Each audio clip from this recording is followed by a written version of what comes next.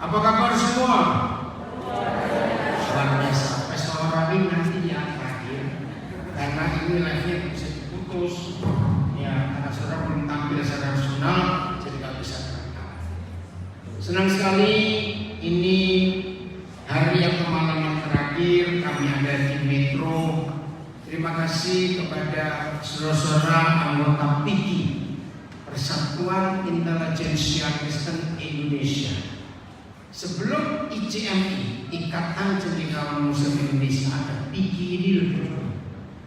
Dan harusnya gereja sepakat untuk ada. Maka itu anak-anak muda saya tantang, ayo gabung, ya, supaya apa yang tertulis di Alkitab tentang intelijensia intelektual semuanya itu ada. Khususnya yang hari Minggu malam kita bertemu di mana? Palem Indah. Tolong semua anggota PIKI ambil itu rekamannya, ada di Facebook, Instagram saya, dan saudara bisa belajar betapa hebatnya Alkitab ini. Ternyata bukan cuma buku rohani, bukan hanya kitab suci sebuah agama, tapi lebih daripada itu bahwa kitab suci kita itu isinya ilmu pengetahuan yang tidak bisa disangkal lagi. Amin. Literatur yang hebat. Nah, baik, kita belajar sekarang.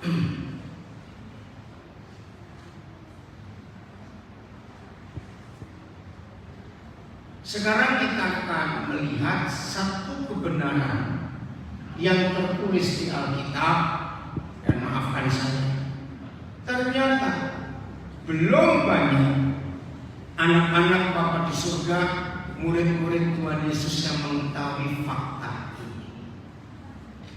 Saya mau beri pertanyaan dulu.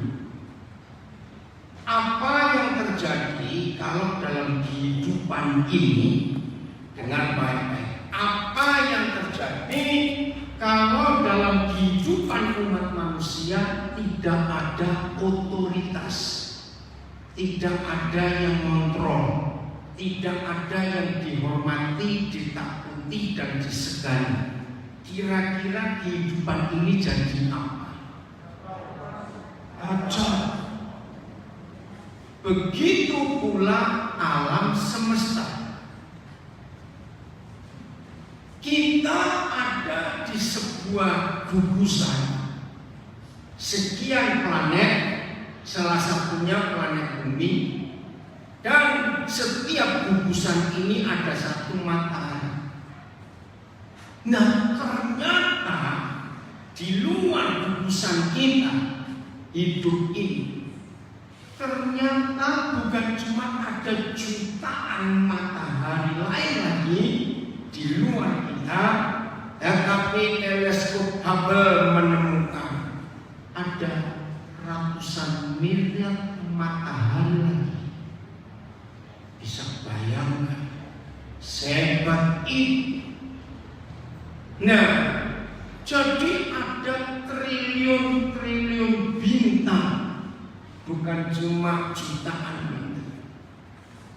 Pertanyaannya, adakah bintang tabrakan, antar planet tabrakan, padahal tidak ada lalu lintasnya? Cepat jawab. Kalau ada, itu sudah tidak ada, habis semua. Nah, siapa yang mengatur semuanya itu? Ternyata ada sebuah otoritas. Nah, pertanyaan penting lagi. Antara alam semesta dan dunia binatang dan tumbuh-tumbuhan dibandingkan dengan dunia manusia, siapa yang lebih taat kepada otoritas itu? Ngerti kan pertanyaannya? Tolong jawab.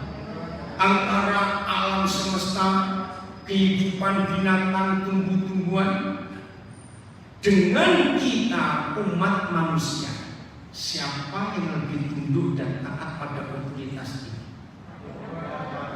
Siapa? Hewan, tumbuh-tumbuhan, dan alam semesta ini. Lah kita? Lo jawab dong, lah kita? Pemberontak.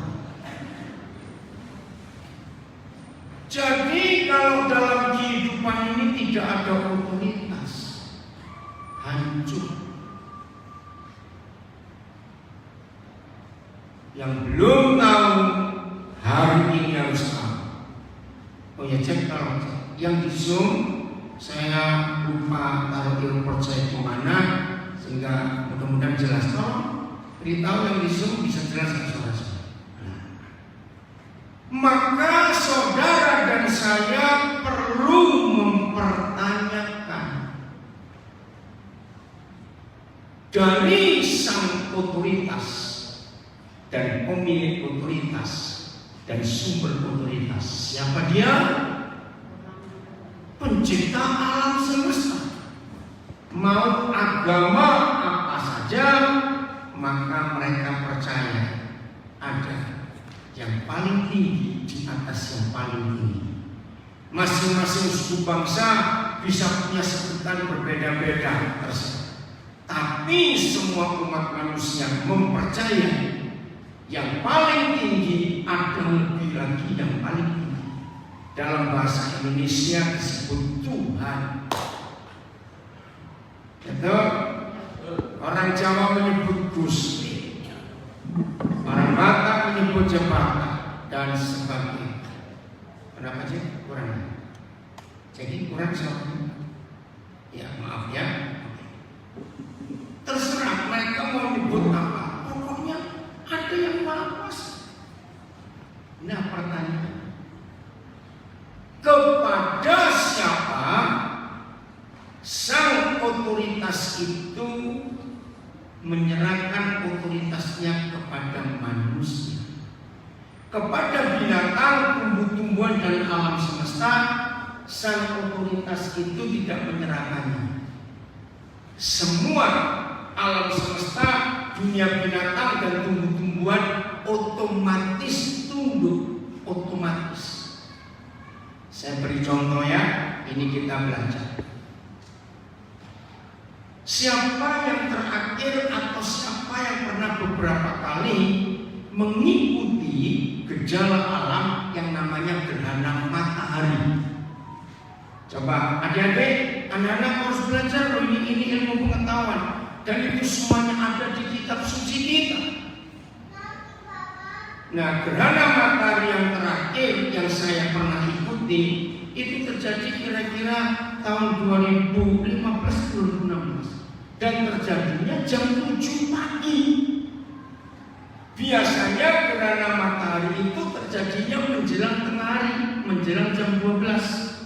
Tapi yang terakhir saya ikuti itu jam 7 pagi dan jam 9 sudah berakhir.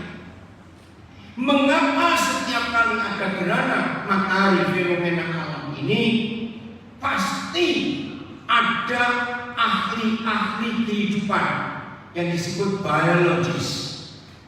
Itu pasti meneliti semua kehidupan binatang dan tumbuh-tumbuhan.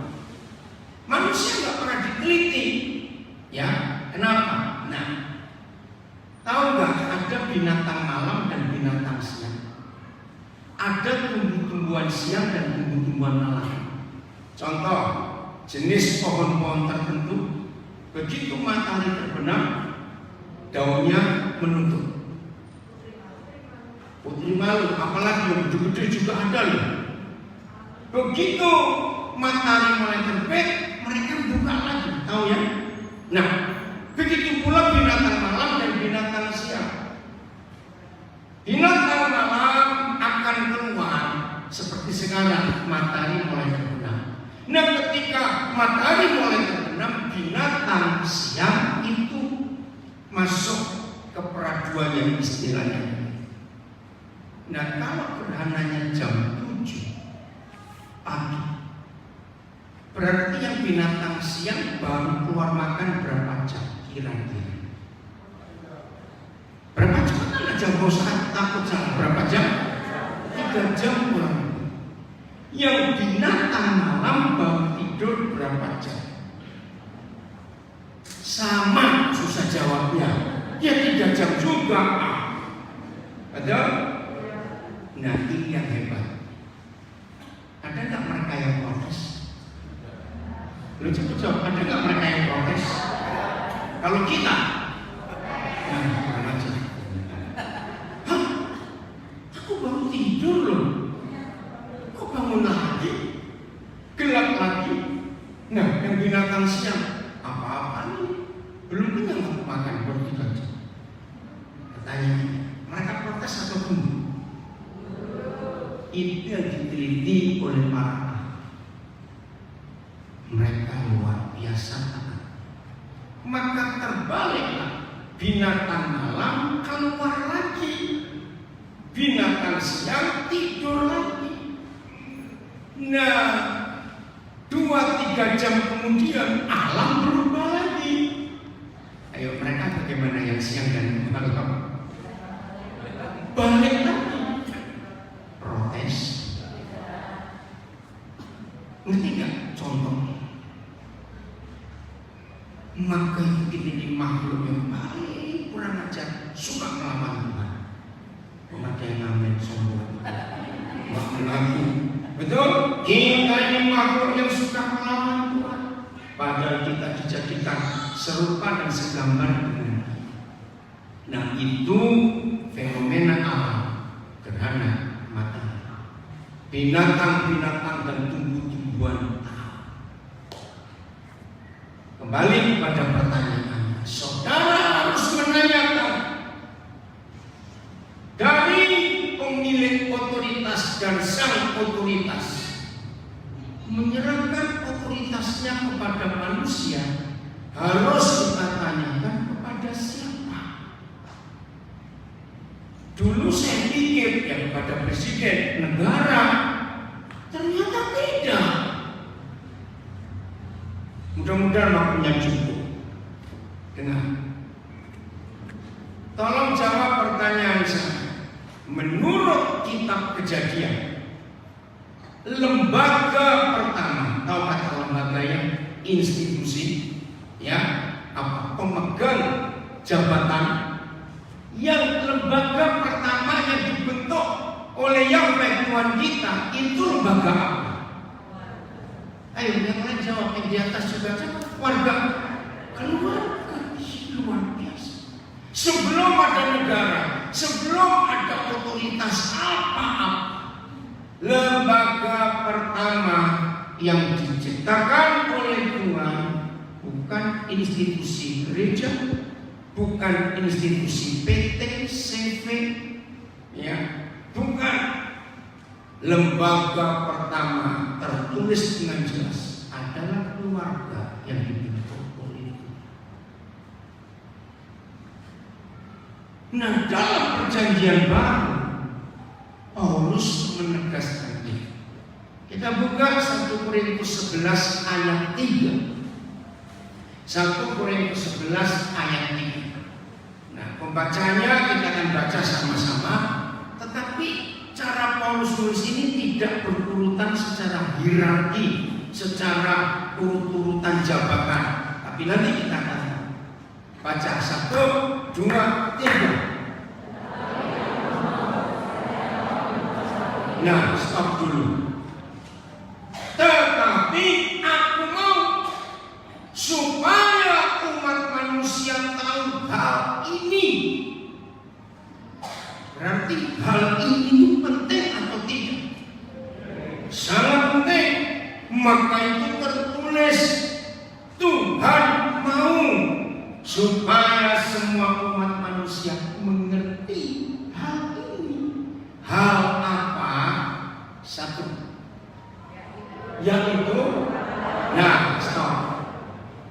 Kata kepala itu artinya apa? Kata lain, pemimpin, bos, apalagi pemegang otoritas. Lihat, siapa pemegang otoritas yang ditulis pertama? Kepala dari, yaitu Kristus. Saya ganti, kepala dari tiap-tiap suami, Kristus. Lanjut, kepala kedua, dengar, kepala dari setiap istri adalah suami. Terus yang ketiga, kepala dari Kristus ialah Tuhan. Saudara, ayat pendek ini mengandung makna yang besar, yang dahsyat, yang luar biasa. Di ayat inilah kita menemukan siapa pemegang otoritas dari pemilik otoritas untuk manusia. Nah, sekarang saya akan urut secara hierarki. Coba kita susun. Jadi kepala yang pertama siapa? Iya, Tuhan sendiri. Itulah sang otoritas. Dialah sang otoritas ini. Dan sang otoritas ini menurunkan otoritasnya kepada siapa? Kepada Kristus. Ini luar biasa. 100% otoritas yang dipegang oleh Tuhan kita Yesus Kristus adalah otoritas yang sama yang dimiliki oleh sang otoritas. Dari Kristus Yesus, otoritas turun ke siapa? Suami. Ini yang luar biasa. Pertama kali Roh Kudus ajarkan ini, saya betul-betul shock, surprise, dahsyat. Saya akan berikan bukti, tapi maaf, ini bukan penghakiman, tetapi ini fakta. Termasuk di Indonesia pernah terjadi. Dari 7 presiden Negara Kesatuan Republik Indonesia, ada 7 bukan? Coba ingat. Tapi gak usah sebut namanya ya, cuma ingat saja. Ada tidak dari 7 presiden ini yang takut kepada istrinya? Oke, stop dulu. Nah, ini masalah. Ternyata gak cuma di Indonesia, di banyak negara. Kalau kepala pemerintahnya, kepala negaranya yang adalah suami, tapi yang jadi presiden secara de jure, de facto itu istrinya. Secara de jure presiden suaminya. Lihat, negara ini pasti kacau. Renungkan iya atau tidak? Karena otoritasnya terbalik.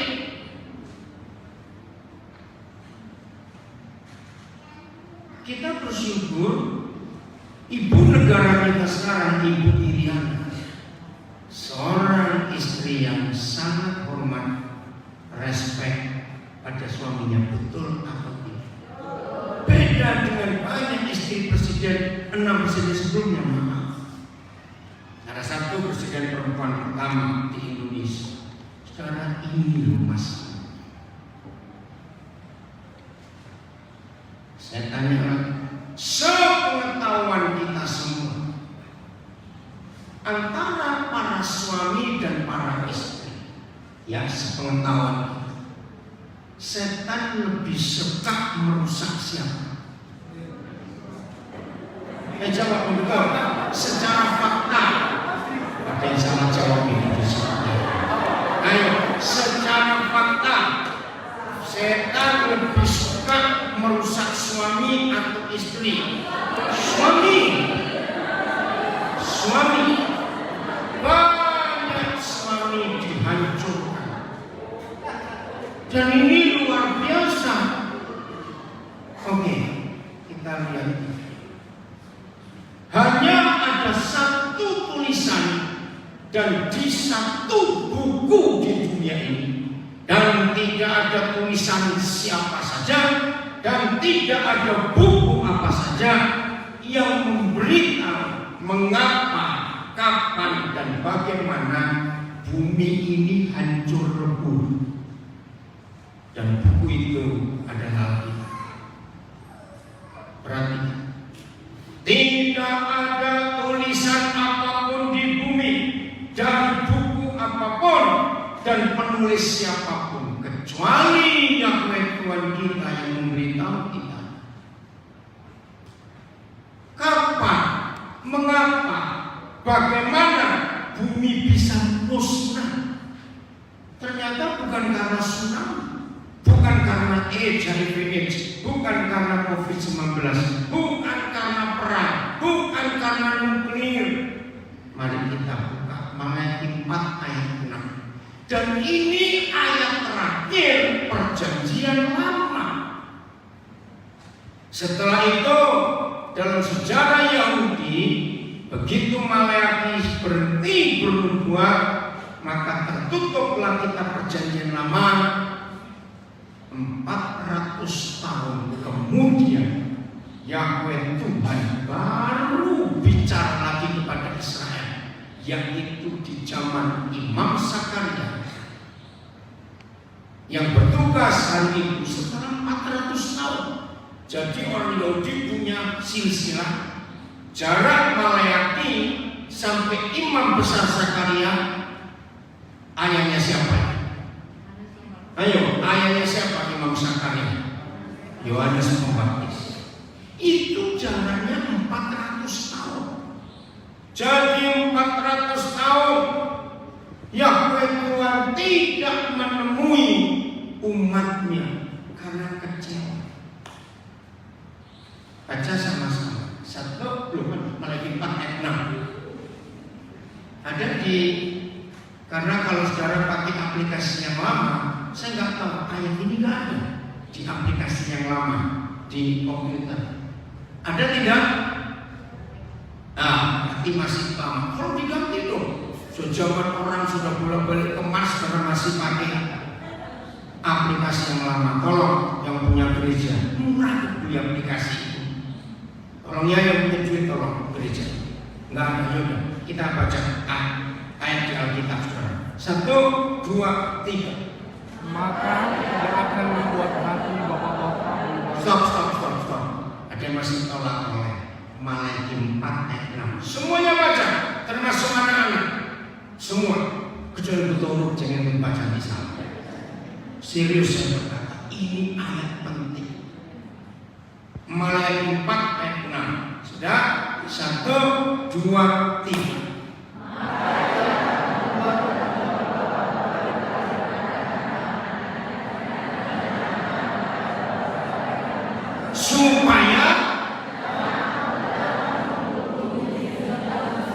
Supaya jangan aku datang.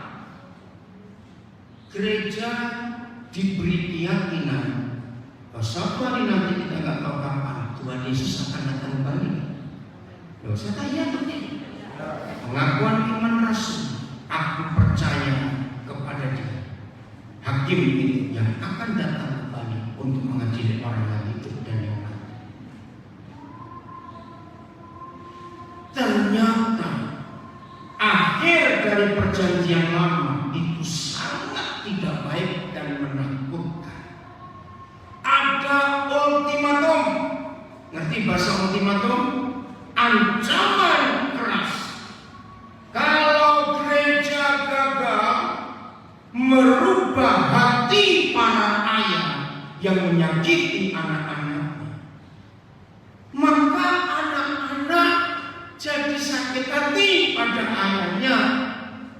Dan kalau gereja gagal memulihkan hubungan ayah dengan anak dan anak-anak dengan ayahnya, Yesus tetap akan datang.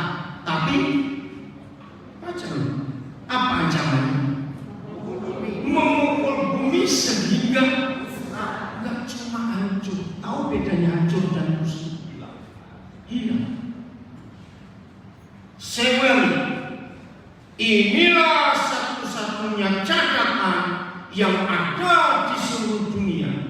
Kapan kok bisa bagaimana bumi ini bisa musnah.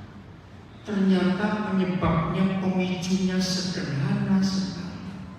Ayat-ayat yang dirusak.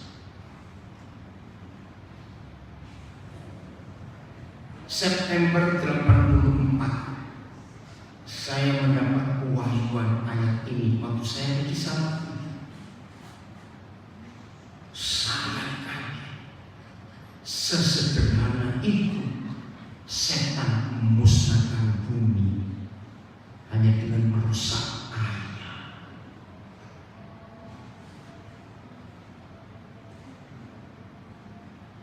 Kalau dihitung secara kronologis, siapa bisa jawab? Kitab mana kronologis? Ya, dari 4 Injil, Matius, Markus, Lukas, Yohanes, kitab Injil mana yang menentukan itu permulaan perjanjian baru? Jangan diurut, awas ya, cuma 4. Mulai diurut, udah saya jawab sendiri. Injil Lukas adalah kitab pertama secara kronologis, urut-urutan waktu dan kejadian. Itu kata Yesus sudah ngomong. Imam besar Zakaria dikunjungi malaikat Gabriel dan ada firman. Kan jelas.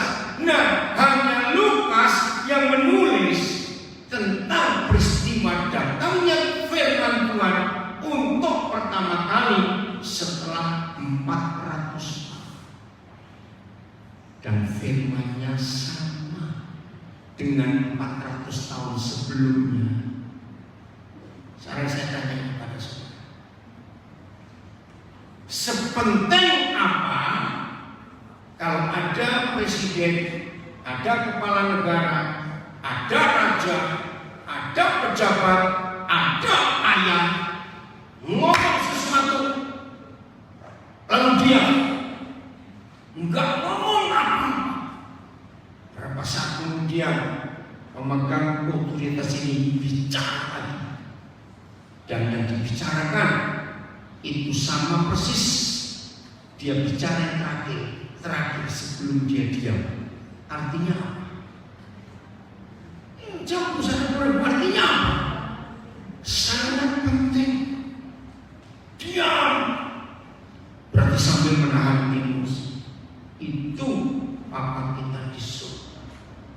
400 tahun sebelum Gabriel menyampaikan firman kepada Israel lewat imam besar Zakaria, Yohanes Pembaptis, ternyata sama. Nah, tolong yang sebelahan bawa handphone 2.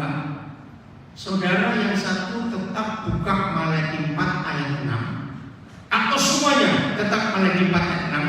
Yang di layar buka, oh sudah ada juga ya. Oh, nggak mau jadi semuanya. Oke, untuk layar ini buka Lukas 1:17. Nah, tolong yang di handphone suruh pegang kita, jangan pindah, tetap Malaki 4 ayat 6 untuk kita bandingkan dengan Lukas 1 ayat 17. Gimana bedanya? Oke, pelan-pelan baca yang di layar sambil saudara lihat Alkitab saudara, baik buku maupun HP yang saudara pegang. Ketemukan bedanya? Ayo baca 1, 2, 3. Dan ia akan berjalan mendahului Tuhan dalam roh dan kuasa Elia. Sama tidak dengan Malaki 4? Loh, saya tanya sama tidak? Loh, saya bilang saudara buka tetap Malaki 4 ayat 6 dan kita lihat perbandingannya di layar ini. Kalimat ini sama tidak? Sama. Terus untuk stop. Sama tidak? Nah, kalimat berikut itu berbeda. Dan stop. Ini yang saya tanya. Dan hati orang durhaka. Maaf, siapa yang dimaksud hati orang durhaka? Ayo mikir cepat. Bukan. Bukan bapak-bapak. Ayo yang lain jawab cepat sekarang. Saya kamu sama saudara kamu jawab. Siapa yang jadi durhaka ini siapa? Anak-anak. Pelan-pelan ya saudara. Ini luar biasa. Nanti saya tunjukkan ayatnya. Ternyata kalau anak-anak disakiti ayahnya, itu susah mengampuni. Beda kalau anak-anak disakiti ibunya. Saya tanya, tolong semua kita ingat waktu kita masih kecil, waktu itu jangan main-main dengan firman. Waktu kita masih kecil, ayah kita bisa salah kepada kita karena kita yang salah. Ibu kita pun bisa marah kepada kita. Mungkin juga mukul, mungkin nyubit. Maaf, jawab. Anak-anak lebih cepat mengampuni siapa? Ini aneh. Sampai suatu hari saya menemukan ayat yang memberitahu kita bahwa bagi anak-anak ada sebuah fakta di hati setiap anak. Mama, silakan salah, kami terima, tapi jangan ayah. Ini masalah. Mama bisa buat sakit hati anak, tapi anak cepat mengampuni. Tapi kalau ayah yang menyakiti, hancur. Maka itu jadi durhaka. Tapi, nah ini bedanya. Maleakhi 4, Tuhan memberi ultimatum ancaman. Tapi di zaman perjanjian baru, bukan ancaman lagi, Tuhan berharap dan hati orang-orang durhaka berbalik kepada, ayo baca, pikiran orang benar. Berarti tidak ada generasi durhaka di dunia waktu Tuhan Yesus datang. Nah, karena tidak ada generasi durhaka, karena gereja berhasil memulihkan hubungan orang tua, khususnya ayah dengan anak, maka dengan demikian baca. Dan dengan demikian cepat menyiapkan bagi Yahweh suatu umat yang dan tidak ada ultimatumnya, sebab ada generasi yang layak dari durhaka. Ini hebatnya Alkitab. Ayah, jaga diri.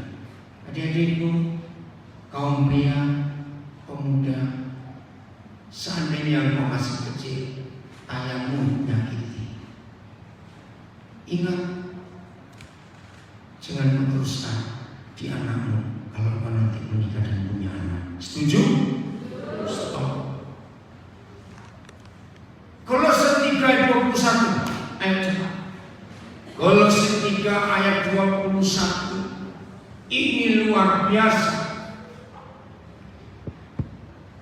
Kolose 3 21. Tolong dicatat semua ayat-ayat ini ya, untuk saudara sampaikan kepada semua orang. Tolong para pendeta, gembala, batuan pengkhotbah, majelis jemaat yang konseling pranikah harus disampaikan kebenaran ini. Baca 1, 2, 3. Hai siapa? Bapak, bukan ibu. Jangan sakiti hati anak-anakmu. Nah, sayang, ini terjemahnya salah besar. Bukan supaya anak-anak jangan tawar hatinya. Kalau cuma tawar aja gampang menyembuhkan. Tapi saya pakai terjemahan Lukas 1 ayat 17. Kalau anak-anak disakiti hatinya oleh bapaknya, maka anak-anak itu jadi generasi durhaka.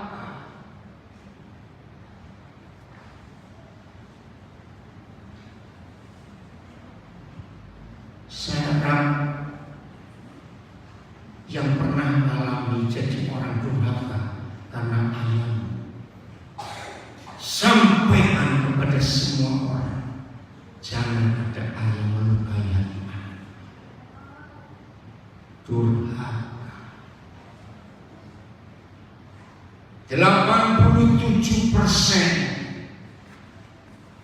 semua orang yang ada di lembaga-lembaga pemasyarakatan, rumah tangga dan semuanya, 87%. Baik lembaga wanita maupun pria. Karena saya suka pelayanan di penjara sampai hari ini.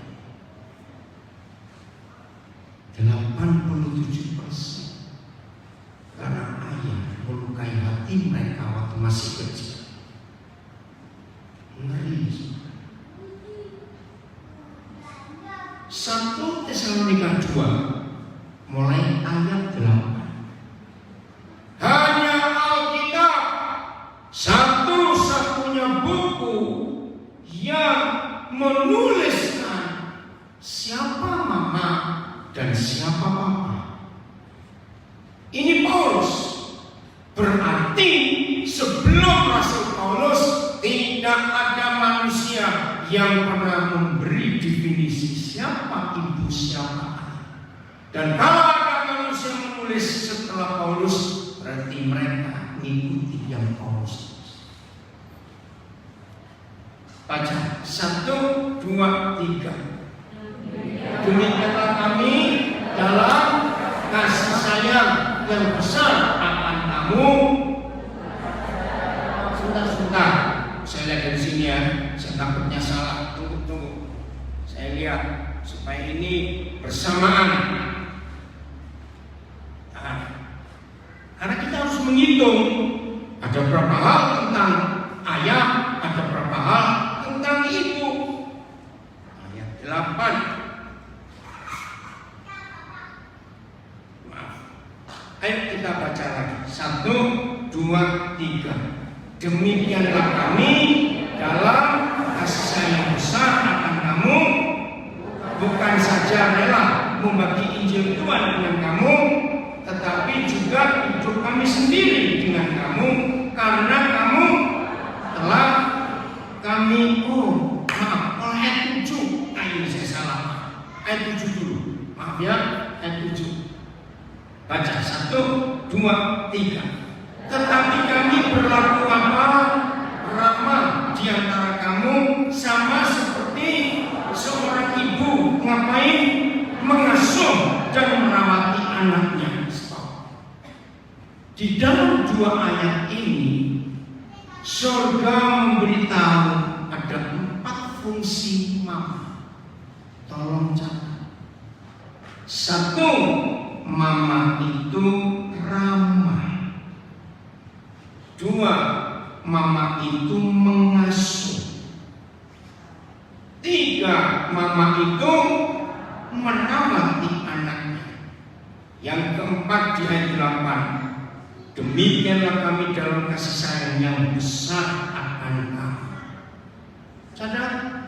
Tolong, saudara kan punya HP, ada note. Tolong ibu yang sebelah situ saja. Iya, ibu pakai masker paling pojok duduk masih seorang pria. Halo ibu, lihat saya. Iya, udah baris keberapa ya? Ibu, lihat saya. Di belakang baju kotak-kotak, coba mau bilang. Nah itu dia, ambil ibu. Iya pak, yang mau lagi. Iya, betul. Tolong catat, dinut. Jangan diam, ini penting. Ini penting. Gadis-gadis nanti kau menikah akan jadi mama. Catat. Ada 4 fungsi mama. Dokter Chandra nggak tulis. Ada 4 fungsi mama. 1 apa? Ramah. 2 apa? Mengasuh. 3 apa? Merawati. 4 apa? Mengasih kasih sayang. Lihat kalimat berikut. Sangat dipakai di dunia kedokteran sampai hari ini. Seorang mama kasihnya itu sampai berkorban nyawa. Maka itu ditulis tertulis bukan saja rela membagi Injil, tetapi percaya, tetapi juga bukan saja rela membagi Injil dengan kamu, tetapi juga hidup mama sendiri dibagi untuk anak-anak. Maka itu sampai hari ini kalau ada ibu melahirkan, dokter sehebat apa, dokter ahli kandungan sehebat apa, tidak pernah meremehkan. Karena semua ibu yang sedang melahirkan, risiko untuk gagal itu lebih besar daripada risiko untuk berhasil. Betul atau salah?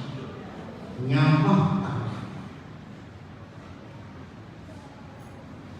Maka itu anak-anak tahu betul siapa ibunya dengan 4 fungsi ini. Ayat 10 ya, ini sekarang Pak. Ayat 10. Oke, baca 1, 2, 3. Kamu adalah saksi. Demikian juga Tuhan. 1. Betapa apa?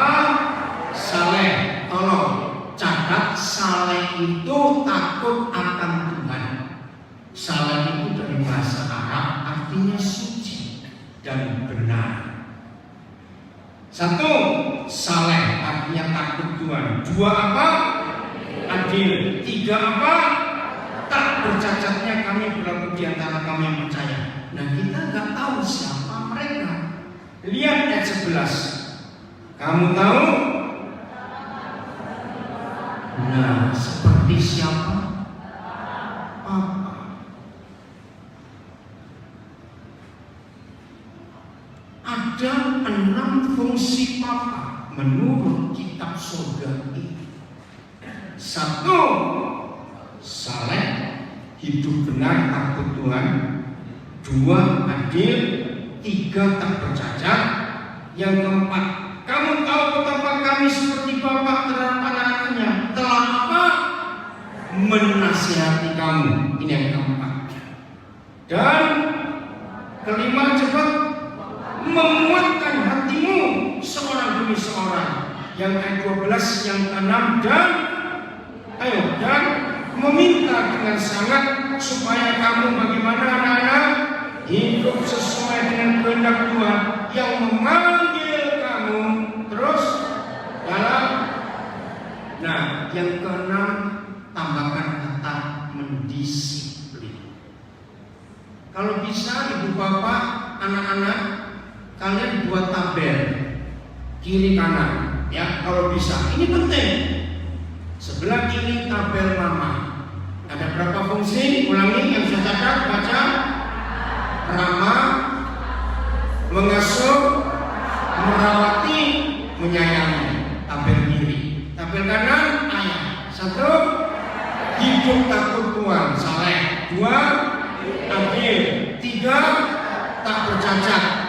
Ganti kata tak bercacat, nggak boleh salah. 4. Menasihati. 5. Menguatkan hati. 6. Mendisiplin.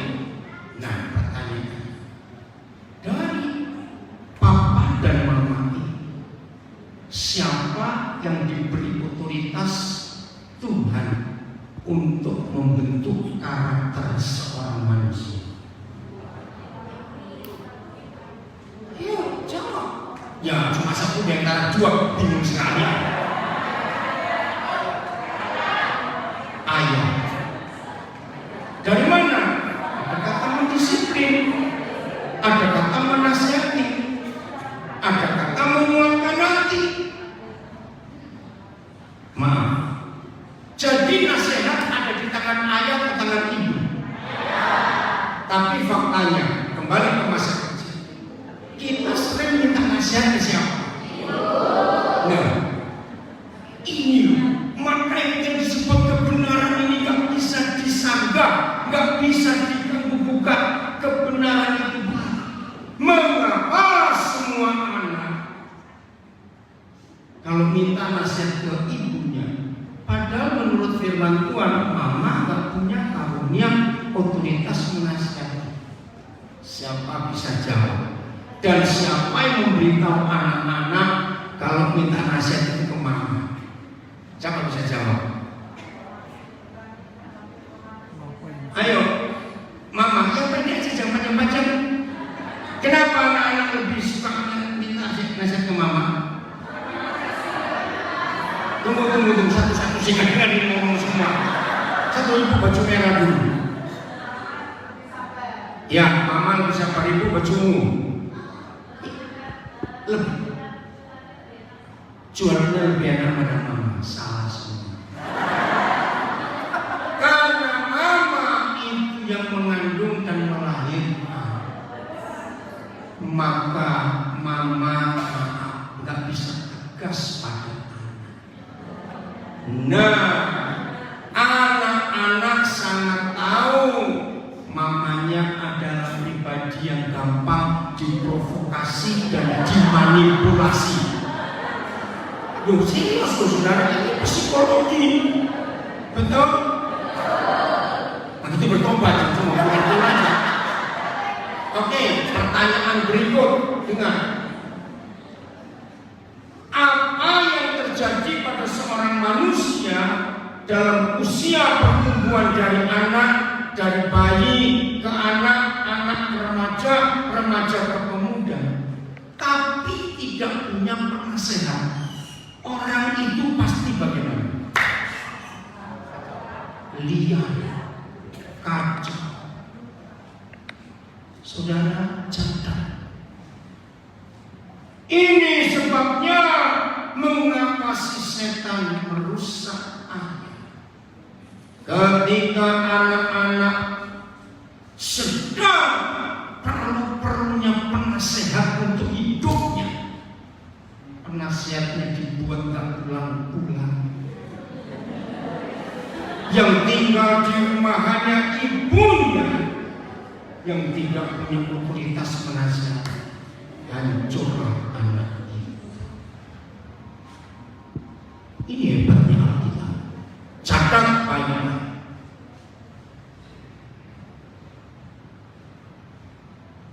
Ada seorang peneliti namanya Edwin Lewis Cole, dia sudah meninggal.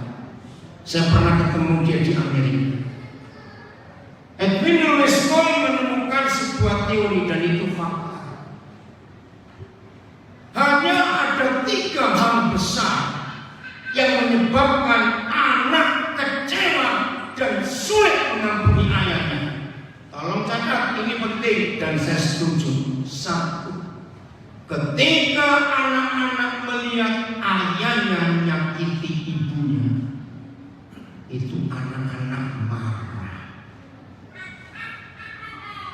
99% anak-anak yang dendam kepada ayahnya itu waktu masih kecil sering melihat ayah pukul mamanya, ayah bentak mamanya, ayah tendang mamanya, ayah maki ke mamanya.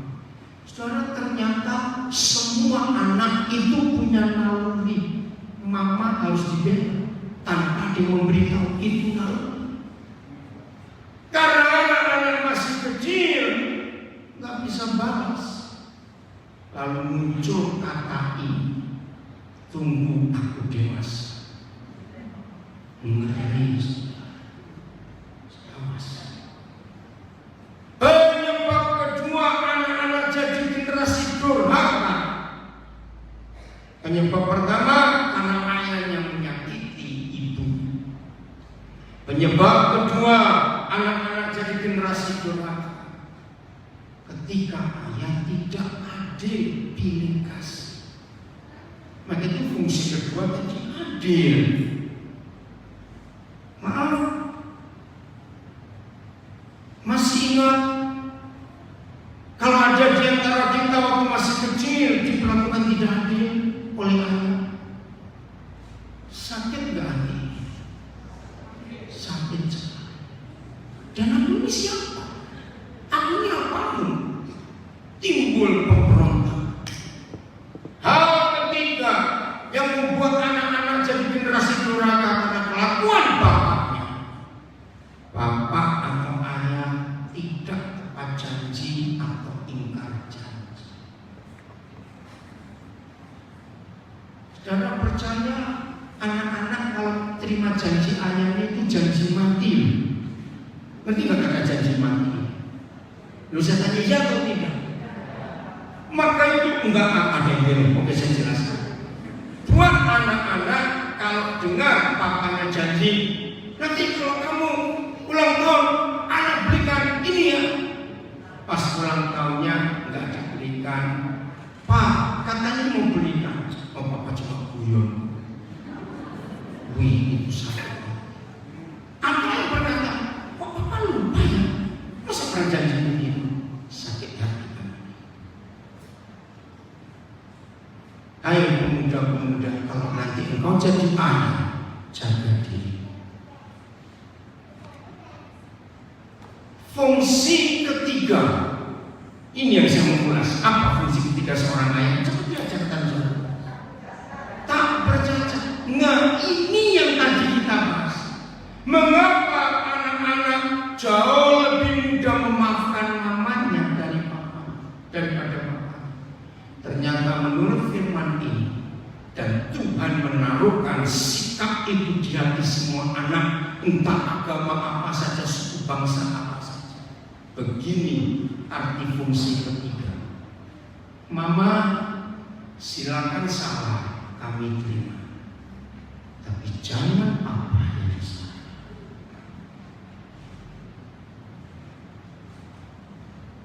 Tahun 80-an awal, saya mendapat rahasia 1 Tesalonika 2 ini.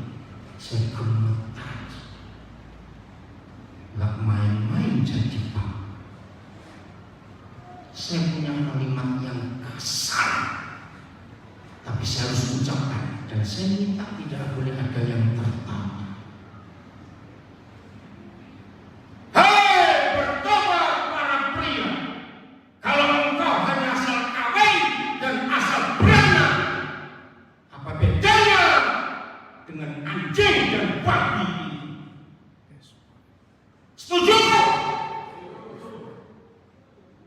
Jangan tertawa ibu. Maaf. Saya berkata begini, mewakili anak-anak yang disakiti oleh bajingan-bajingan ini. Karena yang tahu ngeseks, punya anak, tapi kayak binatang dan ditinggal kawin lagi. Jawab jujur, banyak atau tidak di sekitar kita seperti itu. Matilah para pria bajingan itu. Daripada engkau meninggalkan Petro, ngeseks ke kota lain, punya anak lagi. Gereja harus berani menyatakan kebenaran ini. Kalau ada majelis istrinya lebih dari satu, pecat. Karena surat Timotius berkata, seorang pemilik jemaat harus mampu mengatur keluarganya, dan suami dari satu istri. Catat. Ada gereja, majelisnya kaya, suka nyumbang gereja, ternyata hidupnya perjinan, tetap diangkat karena butuh duitnya. Ini gereja neraka dan gereja bajingan. Hentikan majelis seperti ini.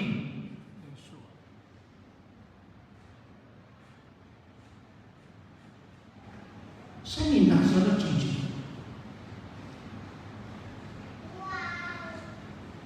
3 hari ini saya di metro. Saya ketemu. Ingat kemarin malam? Anak muda ya kemarin. Saya memberi nomor HP saya. Wih, yang curhat kepada saya menyedihkan. Maka kenapa saya keras? Tadi pagi waktu ada ibadah anak SMA di SMA Kristen, ada anak yang begitu sakit hati dengan ayah.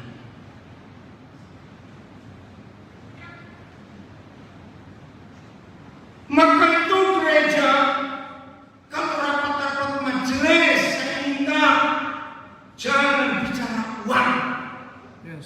Kalau rapat-rapat majelis jangan bicara program renovasi, bicara keluarga jemaat kita bagaimana.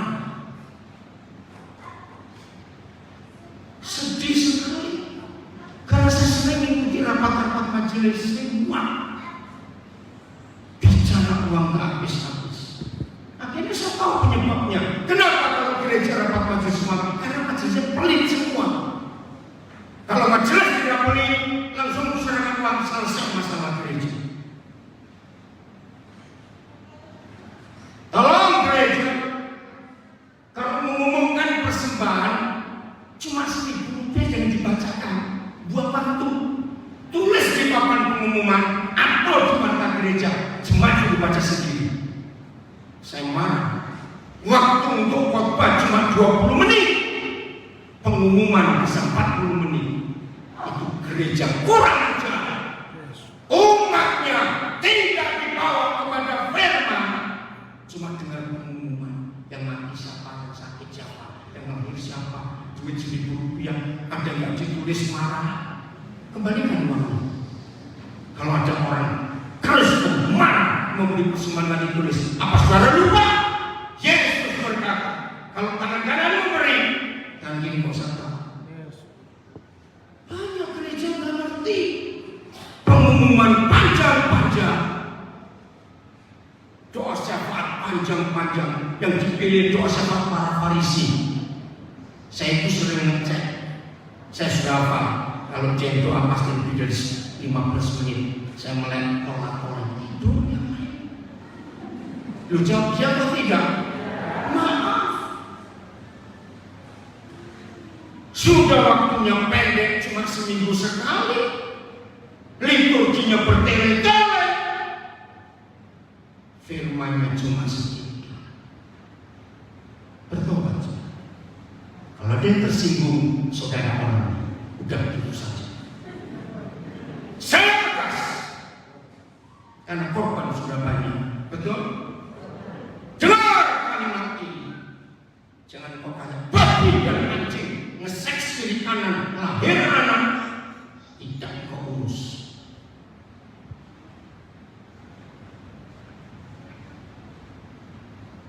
Dunia harus tahu suara kenabian gereja, katakan.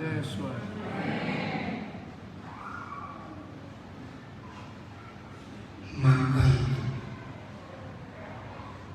otoritas dari sang otoritas turunnya ke siapa? Loh, jawab.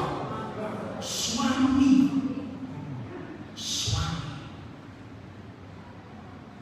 Saya satu-satunya pendeta di Indonesia, bukan sombong.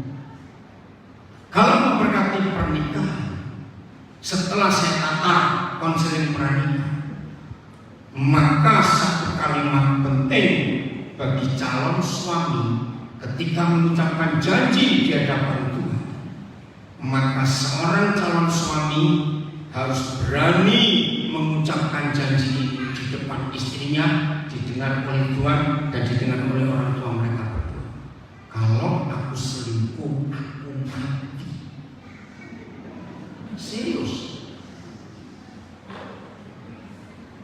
Kalau dia tidak mengucapkan itu, saya tidak memberkati pernikahan. Saya bilang kamu cari dia.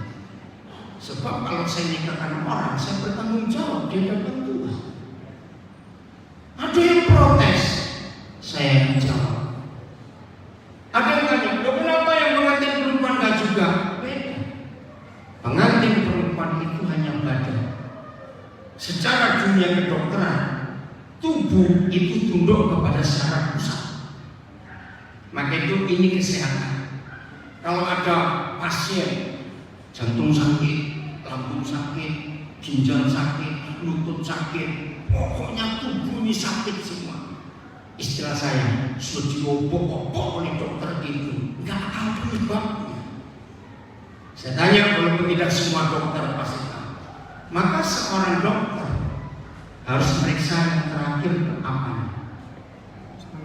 Dase itu angel betul. Kepalanya itu sumbernya, betul. Maka itu harusnya MRI. Karena kalau tubuh nggak ada penyebab apa-apa, berarti kepalanya. Lu ya atau tidak? Maka terjawab. Siapa kepala itu? Suami.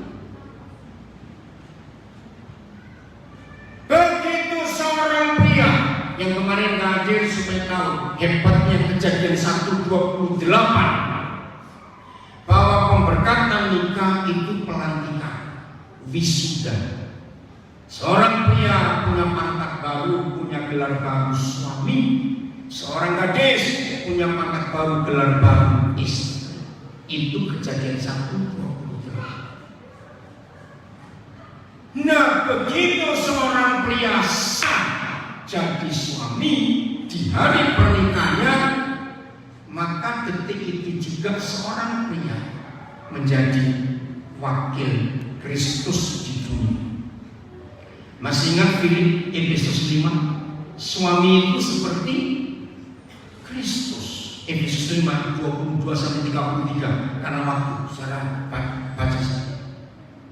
Berapa belas bulan kemudian, pria yang sudah dilantik menjadi wakil Yesus di dunia, setelah berapa belas bulan kemudian, wakil Yesus ini mendengar tangisan bayi yang pertama. Berarti dia jadi apa? Detik tangisan bayi yang pertama didengar oleh wakil Yesus ini, maka detik itu juga surga melantik dia berpangkat ayah. Nah, ini yang dibenci oleh iblis. Maka itu dalam fakta, maaf, ada istri yang gak benar juga, tapi faktanya jauh lebih banyak suami yang gak benar. Betul? Mengapa? Ya karena firman ini. Iblis tidak ngincar badan, tapi iblis ngincar kepala. Begitu kepalanya dirusak, maka tubuhnya dan anak-anaknya pasti rusak. Jawab pertanyaan saya. Iblis berhasil tidak merusak untuk pemegang otoritas? Coba jawab. Sangat berhasil. Maka itu hari ini kita belajar hentikan kerusakan ini. Setuju? Dengan fakta. Jangan asal kawin, asal beranak saja. Tadi pagi saya membereskan satu masalah. Seorang nenek punya 2 cucu. Satu sejak tahun lalu sudah saya ambil jadi anak saya. Ada adiknya, cucu kedua ada di Tanjung Karang, di satu panti asuhan, kelas 2 SD. Tapi pagi kami berunding, bagaimana cara menyelamatkan anak ini? Ayahnya sudah nggak tahu di mana. Kata, maaf ini neneknya, mamanya anak ini adalah anaknya nenek. Katanya di Jakarta, tapi saya nggak tahu di mana. Waktu saya bilang bersama beberapa saudara, ayo kita ambil, nangis, hancur. Saya bilang, kalau bisa diambil, saya akan urus anak itu. Karena dia nggak salah. 2 SD dititipkan di panti asuhan, yang nggak pernah ketemu ayah ibu. Nanti di malam saya ketemu kakaknya, saya tanya dia nangis juga. Sebetulnya Pak, saya rindu adik saya, tapi saya nggak tahu bagaimana cara bisa mengambilnya. Ini loh fakta.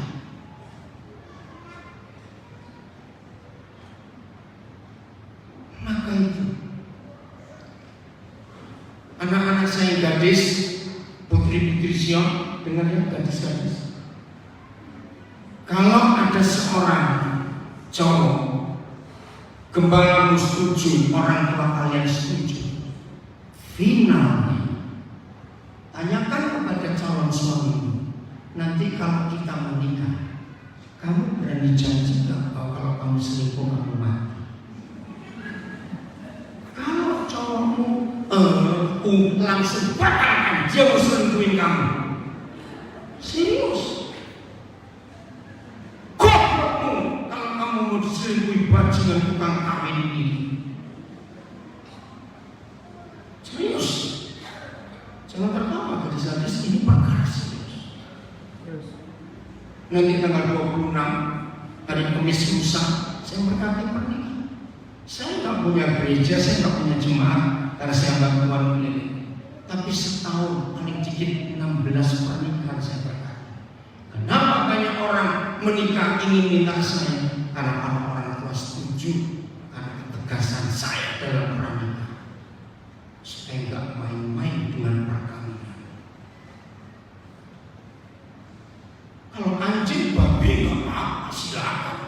Maaf, saya ulangi. Kalau ada yang tersinggung, kamu orangnya dalam nama Yesus.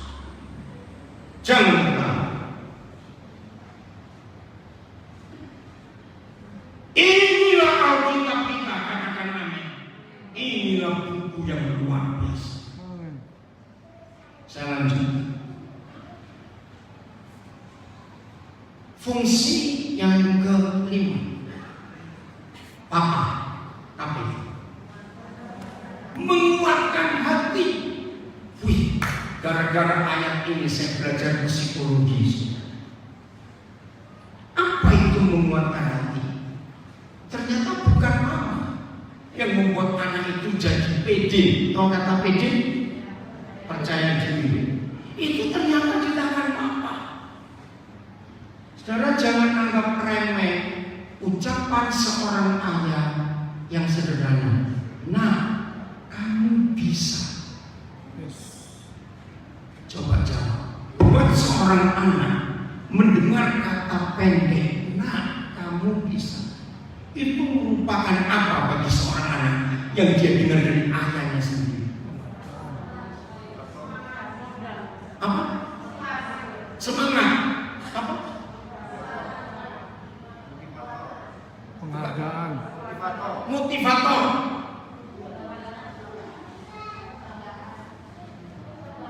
Kebanggaan. Apa lagi?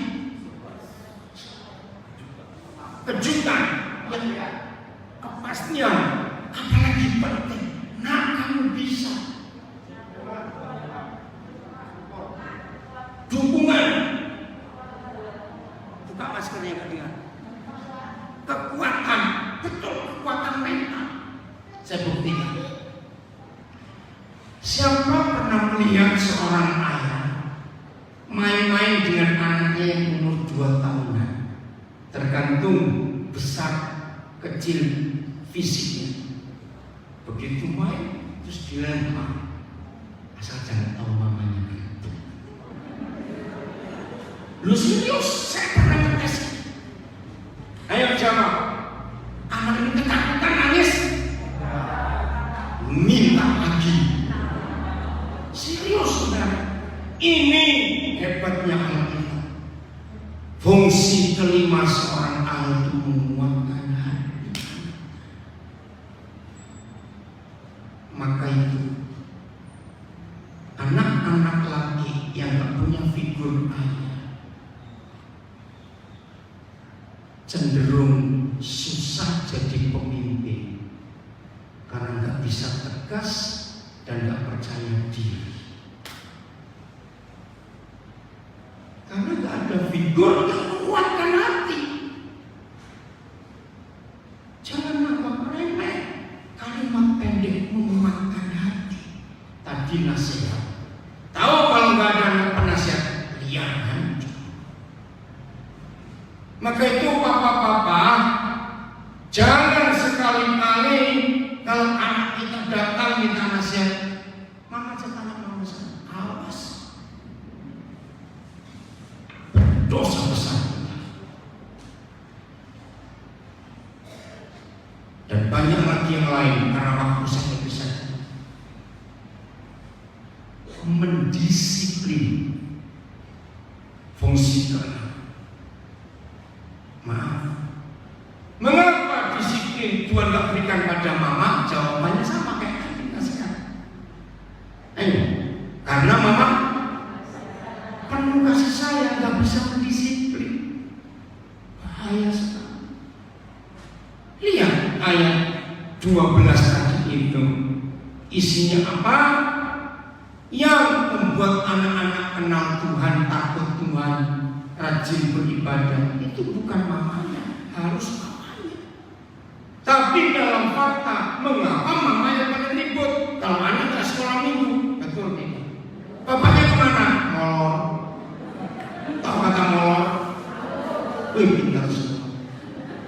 Apa-apa dengar, itu tugas kita untuk mendisiplin anak sampai kenal Tuhan. Aku meminta dengan sangat untuk hidupmu takut akan Tuhan kalau serius. Inilah 4 fungsi mama dan 6 fungsi kita. Fungsi papa. Rendah hati ya saudara. Bagi yang pertama kali dengar firman ini, pulang dari ibadah ini, ayo suami istri kita duduk berdua merenung. Jangan menyalahkan. Baik, dengar kepada kita. Kenapa kamu bilang apa seperti itu?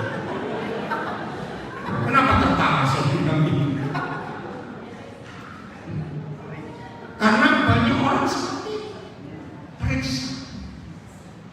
Kalau ada mama-mama dominan di rumah, hari ini rem dikit supaya bapaknya maju.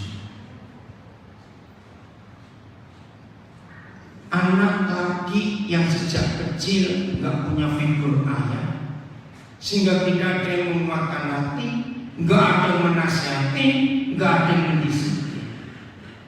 Kalau menikah dapat jodoh seorang gadis yang sejak kecil di rumah mamanya dominan, bapaknya cuma jadi gambar saja. Tahu jadi gambar? Cuma senyum aja, tapi nggak ngapa-ngapain. Nah, seorang pemuda yang nggak punya figur ayah menikah dengan seorang gadis yang ibunya dominan, habis aja. Pasti istrinya yang ngatur. Untuk ke kantor kecamatan aja, kamu aja bayar listrik kamu aja. Saya pernah ketemu laki model begitu.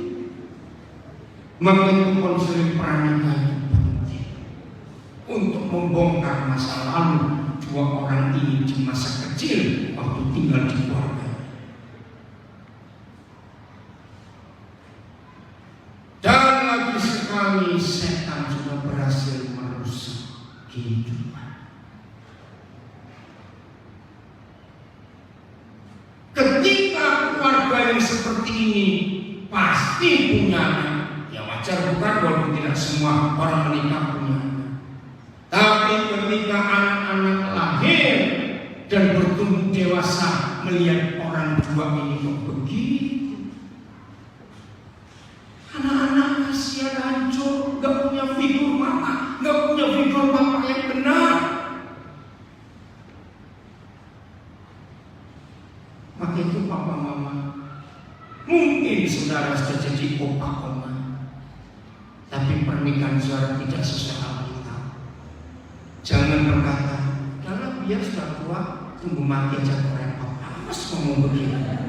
Maaf saya berkata kasar. Perbaiki. Minta maaf kepada anak-anak supaya cucu-cucu kita tidak ikut rusak. Ini kebenaran yang luar biasa dalam hidup kita. Saling waktu. Malam ini kami harus berangkat ke Palembang, karena besok pagi jam 9 ada pelayanan di sana. Saudara perhatikan ini baik-baik. Oke, saya berhenti dulu. Ada yang mau tanya sampai di sini? Makasih Pak, luar biasa. Langsung ambil mikrofon dia hebat. Dari hari pertama saya di sini, Pak saya kan menyambut Pak saya. Pak Sudaryono selalu megang mikrofonnya. Yang mau tanya silakan, angkat tangan. Oh itu ada itu Pak, tunggu ya, tunggu. Pak di depan Pak Daryono. Ayo angkat tangan. Berdiri deh. Yang itu cek Facebook Instagram. Ya, berdiri Bu. Dibalik ya, satunya lagi.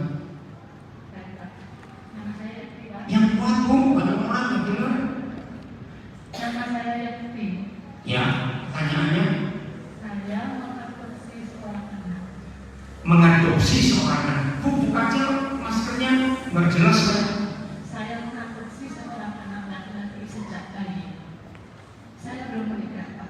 Ya, Dan ketika saya mendengarkan khotbah Bapak tadi, saya merasa bingung ke depan, Pak. Karena kan dia tidak punya Figur ayah. Saya harus bagaimana? pertanyaan bagus. Saya belum menikah. Saya mengadopsi seorang bayi laki-laki sejak bayi. Setelah mendengar firman ini, saya bingung. Nggak usah bingung. Hati ibu mulia sekali. Kami nggak punya anak kandung sudah. Sejak tahun 84 saya mendengar kebenaran ini. Maaf, saya cuma cerita. Ratusan anak memanggil kami papa mama. Tidak tinggal dengan kami semuanya, tapi kami menjadi papa mama lewat WhatsApp, telepon, sosial media. Maka itu kemanapun saya pergi mengajar, mereka ikut.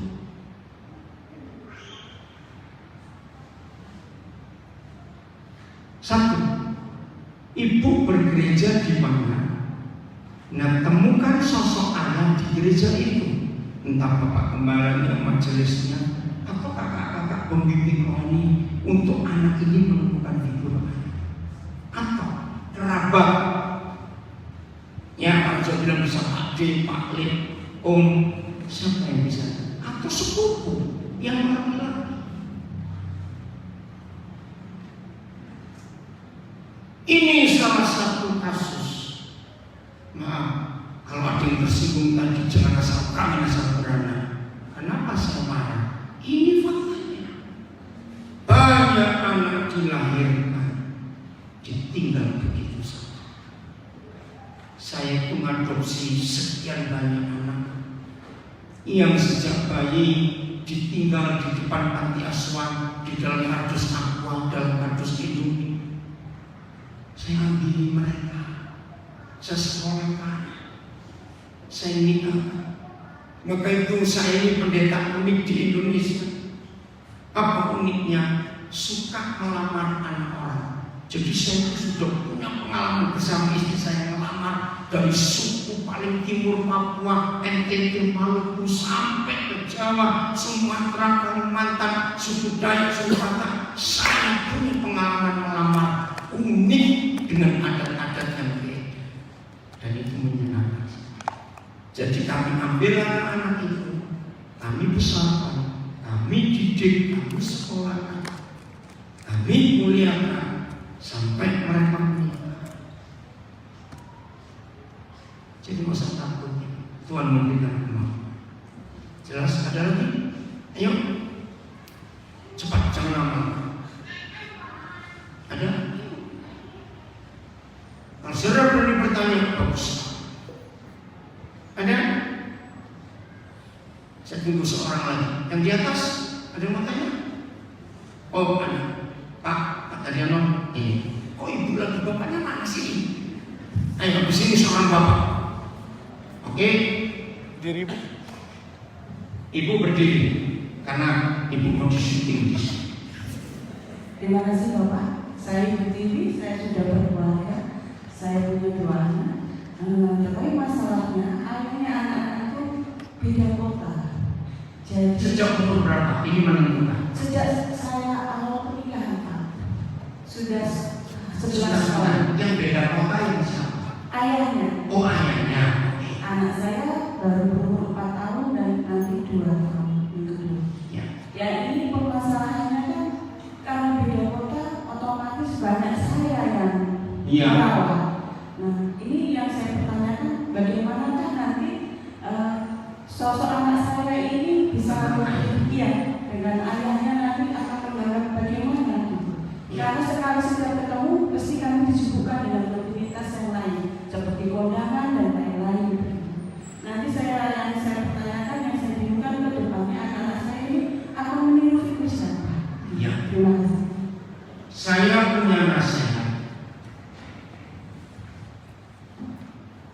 keperluan rumah tangga kita ketika anak-anak masih kecil, cukupkan dengan gaji satu orang. Maaf Bu, saya nggak tahu.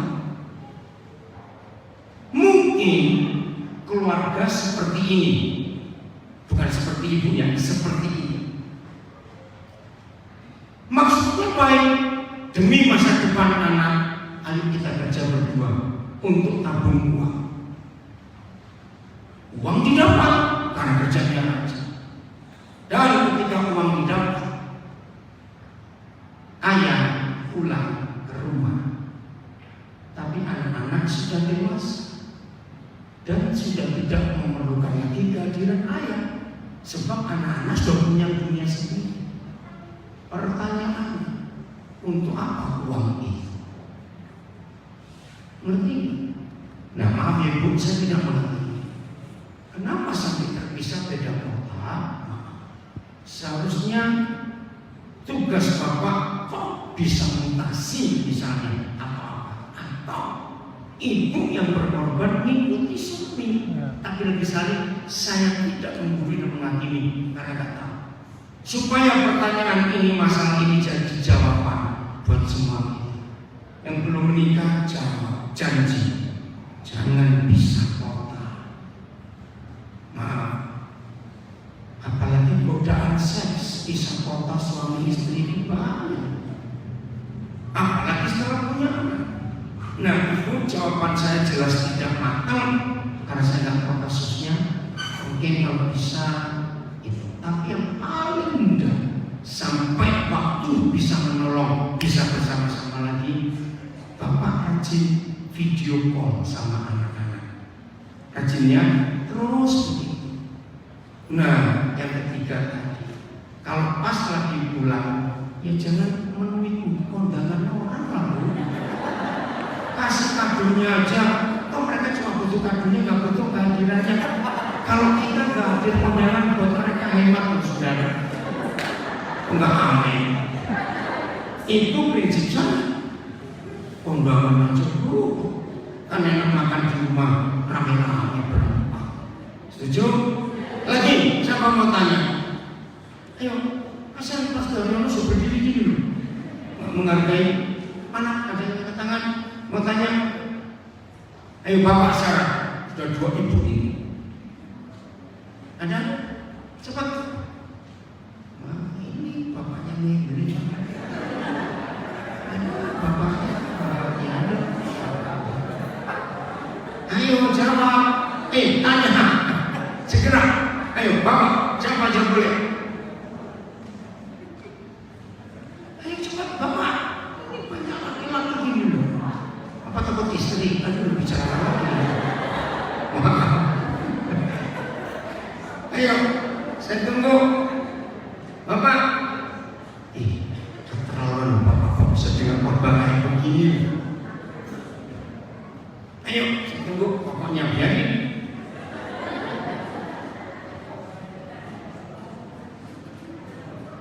Ayo Bapak.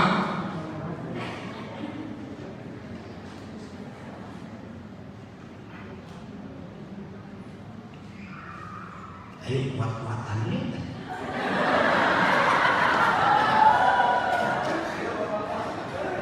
Jangan ngomong Bapak datang sendiri. Oh ada di belakang. Ini Bapak anak muda. Jangan tepuk tangan di sini, mau tanya apa? Mas. Ya, selamat malam Pak Daniel dan Bapak Ibu sekalian. Perkenalkan nama saya Yusuf Wira. Mohon maaf saya belum bapak-bapak, saya masih muda. Woi. Saya terkesima dengan Pak Daniel dari awal ibadah pemuda dari kemarin ya Pak ya. Ya. Kemudian hari ini saya mengikuti lagi. Mungkin yang pertama saya mengucapkan terima kasih karena khotbah Bapak dari kemarin sangat memberkati saya. Yang sudah Bapak Daniel tadi sampaikan terkait dengan anak yang tidak punya figur orang tua, itu akan kecil kemungkinan kepemimpinan untuk dapat memimpin, Jadi pemimpin. Nah, yang mau saya tanyakan, usia berapa anak yang Bapak sampaikan tadi untuk mendapatkan figur orang tua supaya mendapat kesempatan yang sama untuk bisa memimpin? Itu Ya. Pak. Terima kasih. Sejak lahir sampai kira-kira umur 11-12. Karena itu masa puber. Kalau sudah lewat usia 13, istilahnya jiwanya sudah 3/4 matang. Ngerti ya? Dan kalau dia baru ketemu figur pemimpin, akan benturan. Tapi tetap di dalam Yesus tidak ada yang terlambat. Siapa namanya tadi?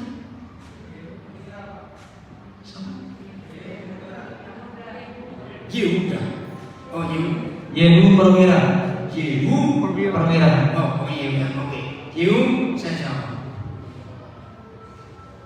Kalau sampai ada di antara saudara sudah lewat 13 ternyata belum ketemu figur pemimpin, maka itu semua bapak-bapak di semua gereja harus hidupi 6 fungsi ayat tadi, supaya kalau ada anak-anak seperti yang Yehu tanyakan tadi, kita para ayah sudah siap menjadi figur buat anak-anak kita. Amin. Yang kedua, kembali, jangan asal kawin asal beranak, supaya anak-anak cukup kenyang dengan kehadiran ayah. Sekarang ini luar biasa. Saya masih tunggu bapak. Ini kan muda. Mana bapaknya? Nah, ini dia. Pak Chandra. Oh, iya. Silakan mewakili yang lain. Iya. Ada istilah mengatakan bahwa gini. Tunggu Pak. Oh iya. It's okay. Iya. Satunya. Ada istilah bagaimana? Ya, bahwa wanita itu atau istri adalah penolong bagi suami. Tapi kebanyakan sekarang istri itu sebagai pelolong, perongrong dan pelolong. Mohon maaf ya, banyak hati. Nah, sebagai penolong dia harus lebih kuat. Istilahnya itu tidak pernah ada orang yang ditolong itu lebih kuat daripada yang ditolong.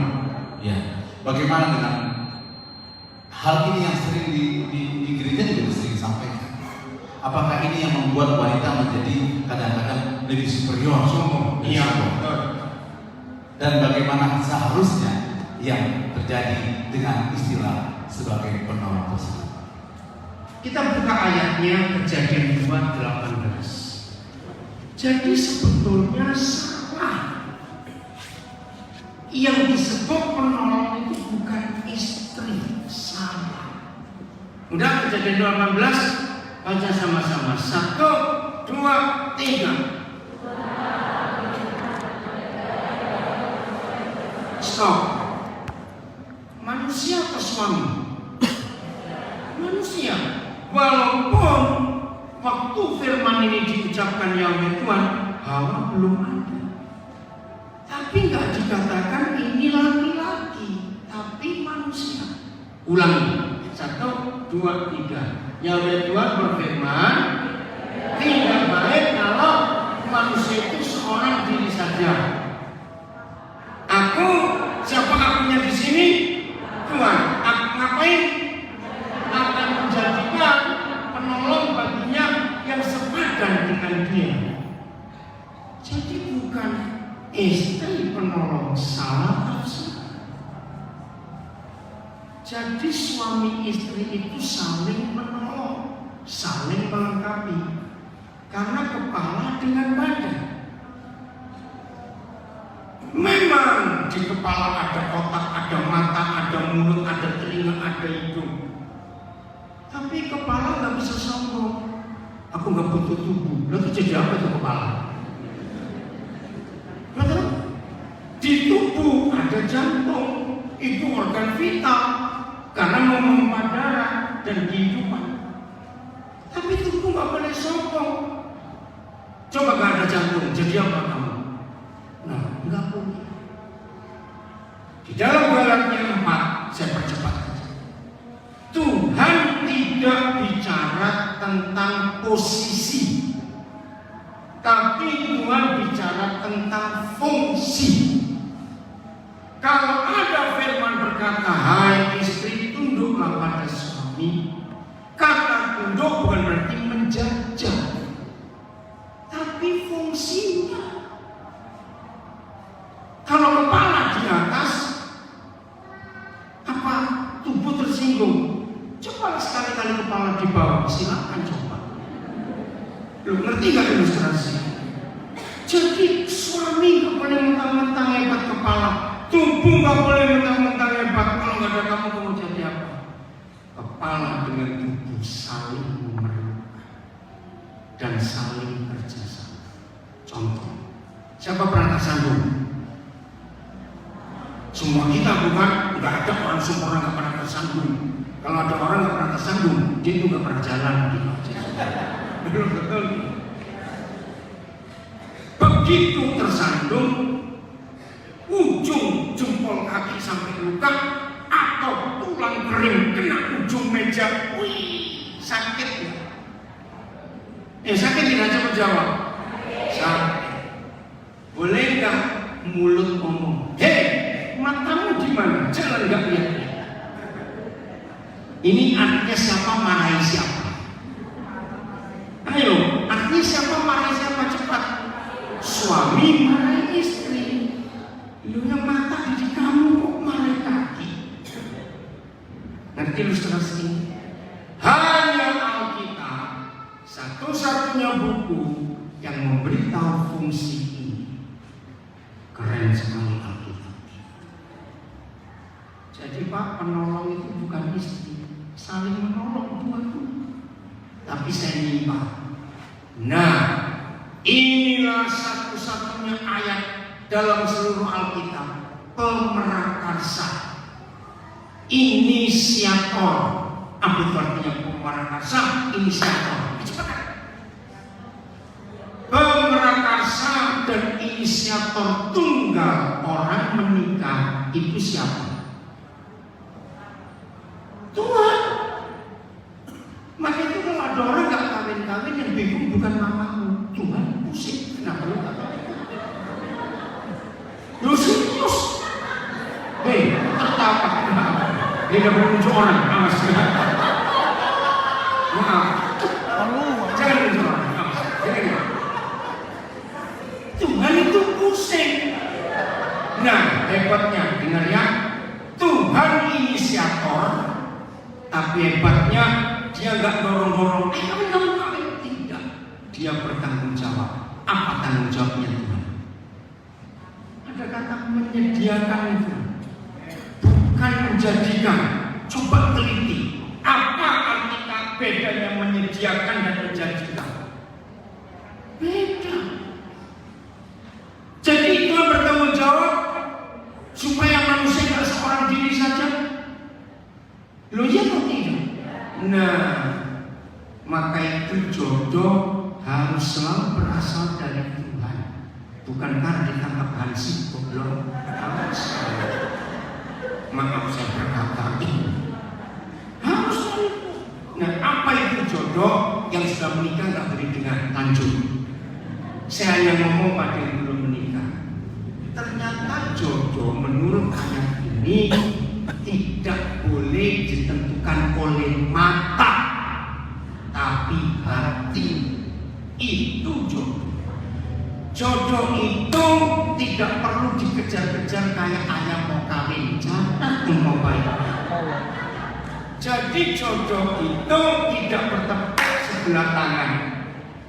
Tuhan menyediakan jodoh, pasti dua orang itu langsung sama-sama setuju dan menerima. Jadi gak usah cari tantinya, gak usah cari omnya, kasih hadiah dulu. Pokoknya nah, ini yang penting. Kalau saudara menikah karena matamu, misalnya cowok Begitu pula cewek, wih, lihat cowok begitu cantiknya, lalu hatimu kesetrum, itu hawa nafsu. Menikah karena penampilan itu persiapan masuk neraka rumah tangga. Loh kenapa? Saya buat penelitian. 90% penyebab perselingkuhan dalam rumah tangga karena waktu dua orang itu mau menikah sudah punya konsep, kalau aku ketemu cowok harus cakep, kalau aku ketemu cewek harus cantik. Nah, begitu setan tahu itu ada di otakmu dan enggak, maka setan pegang itu. Jadi istri harus cantik, suami harus cakep. Saya tanya, usia bertambah, si cantik dan si cakep jadi apa? Lo cepat jawab, ini fakta. Nah, nggak mungkin ada orang muda terus, itu pasti kuntilanak. Maaf. Nah, ketika setan sudah memegang frame figura kotak di otak orang ini, dia nggak bisa melihat ke dirinya sendiri bahwa dia pun sudah berubah. Wajar nggak manusia nggak bisa lihat diri sendiri? Tapi dia melihat ke sampingnya. Kenapa nggak tanya dulu? Tiap kali dia noleh ke sini, terus noleh keluar, cuy. Nanti nggak harus keras. Nah, terjadi perselingkuhan karena nggak puas. Si cantik dan si cakep jadi jelek karena usia. Maka itu menikah karena penampilan, karena mata menentukan neraka. Lalu bagaimana jodoh? Lagi sekali sudah menikah, nggak usah tinggal lanjut. Ini untuk dulu. Kalau engkau seorang pemuda melihat cewek, kalau engkau seorang cewek lihat seorang cowok, hatimu batin.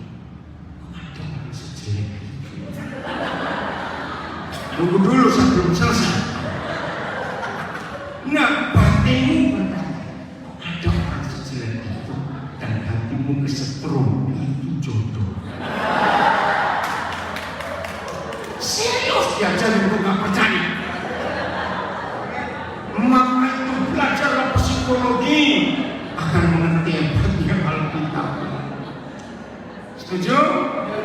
Ya, kalau nggak perselingkuhan terjadi. Nah, jadi Tuhan yang bertanggung jawab dan yang paling tahu kita ini cocok dengan siapa. Maka itu kalau saudara beli barang-barang computerized, barang-barang elektronik, barang-barang apa saja, kan selalu ada tulisan di buku manualnya, dilarang memakai aksesoris merek lain. Loh, ya atau tidak kalau beli barang saya? Kenapa? Ada tulisannya. Nggak sesuai. Begitu pula kalau jodohmu ditentukan makan, rusak, nggak sesuai. Hati ini yang kekal, mata bisa berubah. Jelas? Jadi penolong bukan cuma istri, dua-dua. Satu lagi bapak, anak-anak, oh di atas, bapak kasihan pas danaunya. Oh naik, wih, bapak danau. Tepuk tangan dong, bapak danau luar biasa. Nah ini Bu Erna nggak boleh dengar ya. Bu Erna itu belum karena ini suaminya Bu Erna. Ya, ada banyak orang tua yang sering terkaget-kaget ketika dapat surat panggilan dari guru BB. Anaknya berantem, anaknya bolos, atau anaknya nggak pernah masuk. Nah, padahal menurut orang tuanya, anaknya kalau di rumah itu nangis baik-baik. Nah, masalahnya kan berarti tidak ada keterbukaan anak-anak atau hubungan orang tua dengan anaknya. Jadi pertanyaannya bagaimana supaya anak-anak itu mau terbuka terhadap orang tuanya? Itu aja Pak. Terima kasih. Pertanyaan luar biasa. Kasus ini saya hadapi tahun 70-an yang lalu. Waktu saya jadi gembala 70-an lagi. Saudara dengar, sering kali anak kita hilang bukan di mall, bukan di pasar, tapi hilang di rumah orang tuanya sendiri.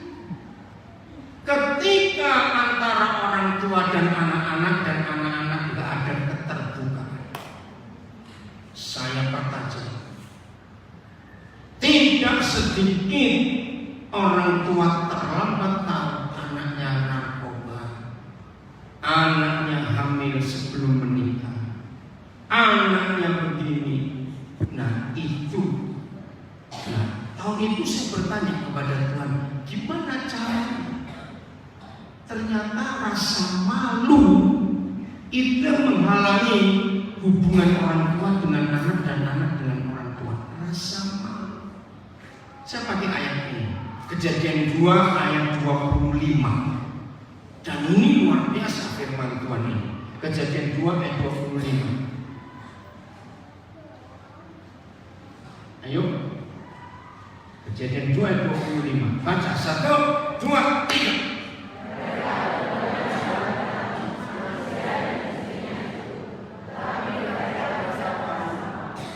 Saya dulu pikir ini tentang seks.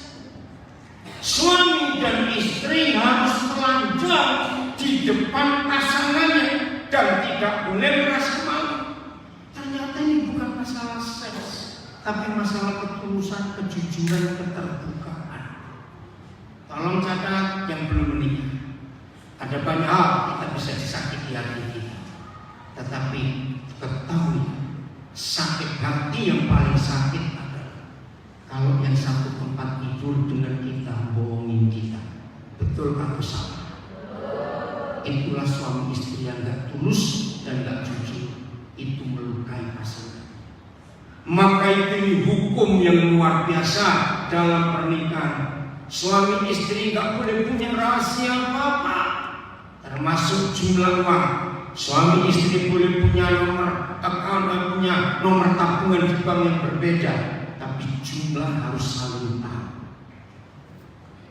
Suami istri PIN ATM harus saling tahu. Kalau punya email, password harus saling tahu. Kalau punya HP pakai PIN harus saling tahu. Suami istri tidak boleh sembunyi. Kalau orang tua bilang, tolong ya mama minta, tapi jangan beritahu suami atau istrimu. Awas orang tua, engkau merusak rumah tangga. Jadi suami istri nggak boleh ada rasa. Harus suami istri kalau lagi berdua, tiba-tiba handphonemu bunyi, salah satu yang punya handphone dilarang keras, sorry aku minggir dulu. Awas. Pasangan kita harus ikut dengar siapa yang telepon kita dan bicara apa pakai speaker. Itu ketulusan dan kejujuran. Serius, ayat ini dahsyat.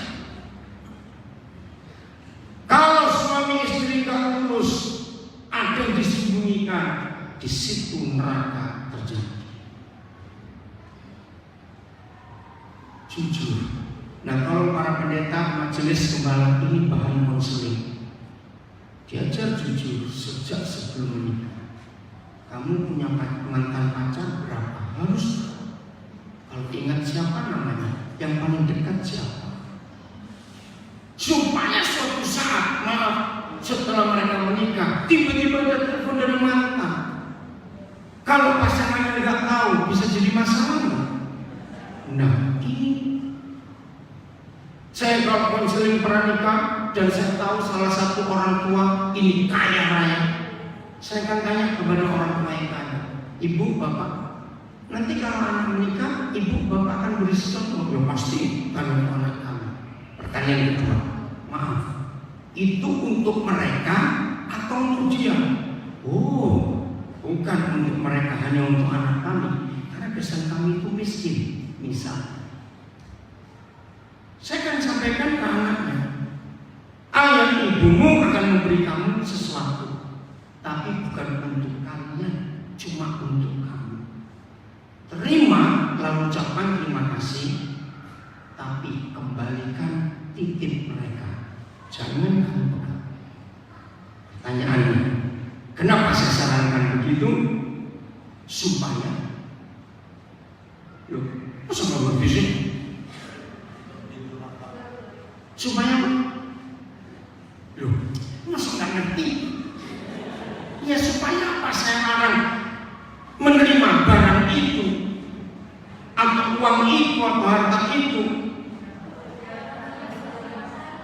Bukan supaya nggak masai begini.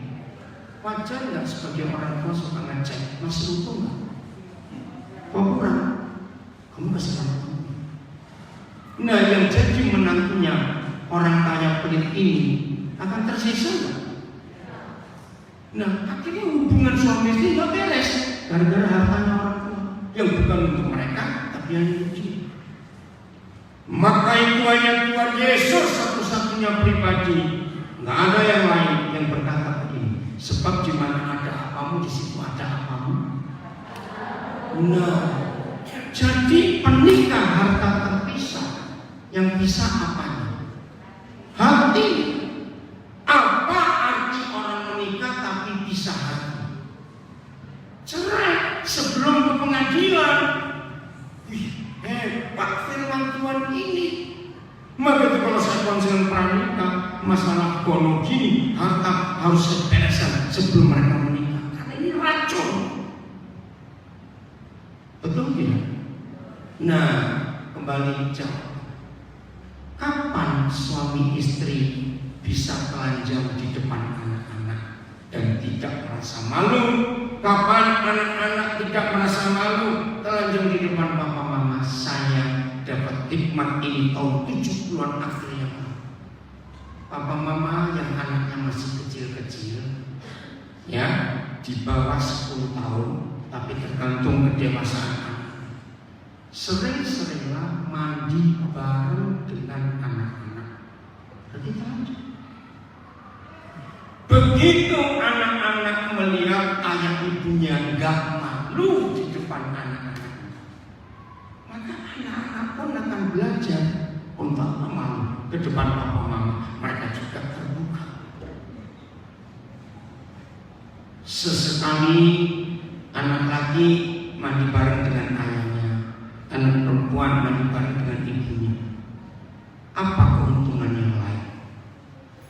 Sex education, pendidikan seks yang terbaik harus di dalam rumah. Kenapa? Jawab pertanyaan ini. Apa yang terjadi dengan anak-anak kita kalau mereka mendapat pendidikan seks di luar rumah? Artinya, coba aku suka ngerti. Artinya apa? Kalau anak-anak gak dapat sex education dari papa mamanya, namanya anak-anak pasti ingin tahu, tanya di luar rumah terjadi apa? Pelecehan. Maka itu papa mama, kalau anak kita masih kecil, jangan tanya, seks itu apa? Masih kecil gak boleh. Salah, anak zaman sekarang bisa begini. Nah, waktu mandi bareng, saya menemukan rahasia yang luar biasa. Tunggu, ada 2 pertanyaan penting. 1, anak laki akan tanya kepada bapaknya, Pak, kenapa punya saya beda dengan punya bapak? Nanti kalau kamu dewasa akan sama. Begitu pula yang gadis. Ketika lihat, kenapa aku beda dengan bapak? Nanti. Pertanyaan kedua paling penting, saya dapat rahasia yang luar biasa. Tunggu, mau usah diajari. Suatu saat anak-anak kita pasti akan tanya, lalu Dedek ini keluar dari mana? Kok bisa ada adik di perut mama? Tunggu, jangan disuruh. Berarti pikiran anak malah berkembang. Jawab begini, kalau punya papa masuk ke punyanya mama, maka itu ada kamu. Mungkin anak kita tapi ini rahasianya. Berapa tahun kemudian ada feedback dari orang-orang tua yang saya ajari tahun 70-an akhir ini. Sampai di usia remaja terjadi wajar hormon seksual mulai bertumbuh, lalu naluri seks mulai muncul. Ternyata kata-kata yang disampaikan oleh orang tua kepada anak-anak di kamar mandi itu diputar ulang kaset itu oleh Roh Kudus. Hati-hati, jangan ada punya siapa saja dimasukkan ke siapa, nanti kamu punya anak. Itu feedback yang saya terima dari banyak orang tua.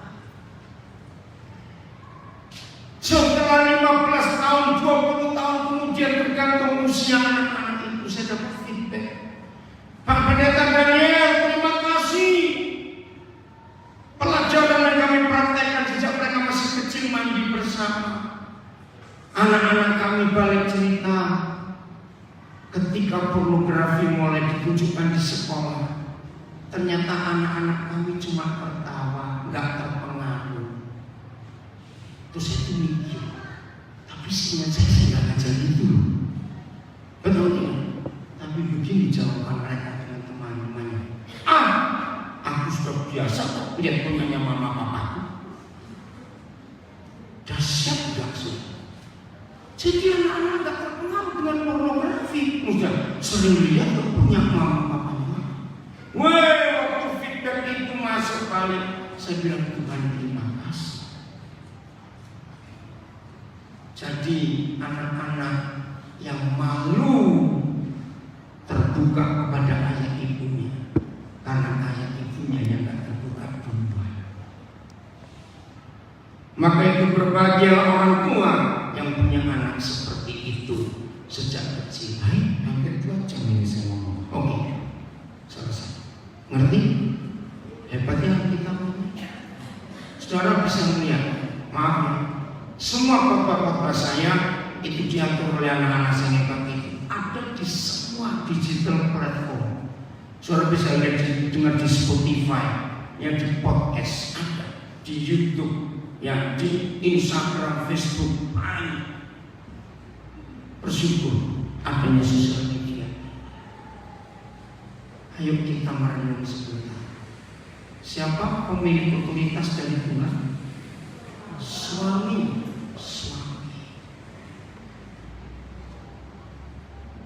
Mari kita mengambil Tuhan bersama keluargaku melayani Tuhan, bersamaku selamanya mengasihi Engkau. Tiada yang dapat melebihi kasih-Mu ya Tuhan. Bagi kami Engkau segalanya. Lagu ini luar biasa. Kok tidak salah diubah oleh Robert dan Lea Sutanto. Kalau ada di layar boleh ditayangkan. Terima kasih nadanya.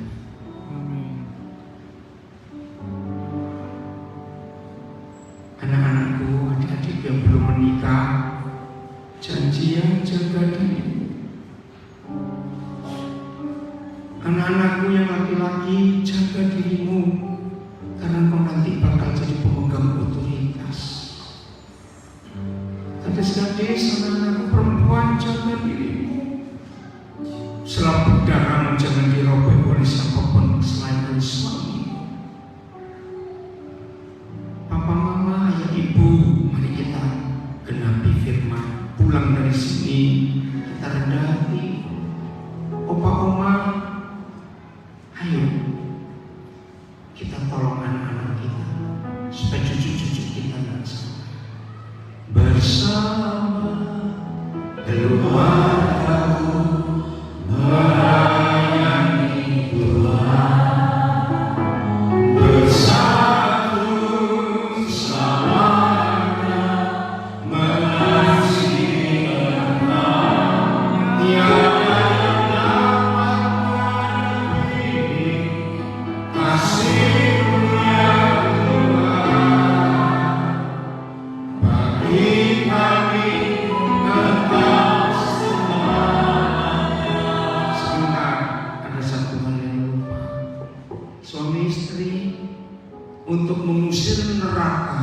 dari rumah tangga kita, bukan dengan doa puasa, bukan dengan doa kelepasan.